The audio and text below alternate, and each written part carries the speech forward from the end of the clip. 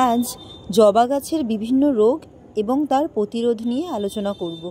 সুতরাং ভিডিওটি সম্পূর্ণ মন থেকে দেখার অনুরোধ রইল।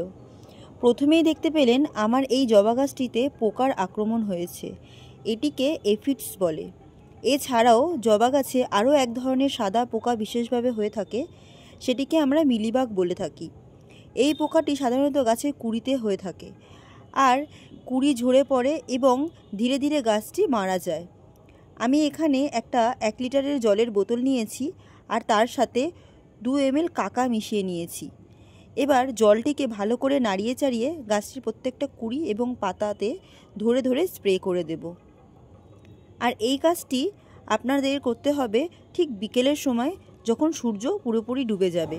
কোনো জবা গাছের পাতা যদি কুঁকড়ে যায় কিংবা মিলিবাগ হয়ে থাকে, তাহলেও আপনারা এই কাকা ব্যবহার করতে পারেন। 7 দিন অন্তর এই লিকুইডটি ব্যবহার করলে আপনাদের গাছের সমস্ত পোকা মুক্ত হয়ে যাবে। যে কোনো নার্সারি কিংবা গাছের দোকানে এই প্রোডাক্টটি আপনারা পেয়ে যাবেন। এছাড়াও আপনারা চাইলে অনলাইনে অর্ডার করতে পারেন। কুঁড়ি ঝরে যাওয়া, পাতা কুঁকড়ে যাওয়া, ফুল ঝরে যাওয়া, ফুল না আসা, কুঁড়ি না আসা, এগুলো ছাড়াও আরও কয়েকটি রোগ জবা গাছে হয়ে থাকে, সেগুলো আমরা বুঝতে পারি না।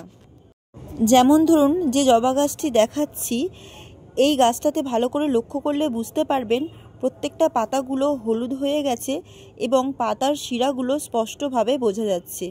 এই রকম হলে আমাদেরকে বুঝে নিতে হবে যে গাছটিতে ক্লোরোসিস নামক রোগ হয়েছে।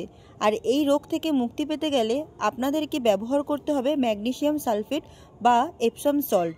গাছের গোড়াটি ভালো করে খুঁড়ে নিয়ে তারপর 2 চামচ এপসাম সল্ট দিয়ে দিতে হবে। আর এই কাজটি 15 দিন অন্তর একবার করে করতে হবে। আশা করছি ভিডিওটি আপনাদের ভালো লেগেছে।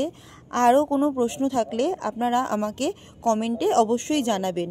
আজকের জন্য ভিডিওটি এইটুকু। দেখা হচ্ছে নেক্সট ভিডিওতে। টাটা।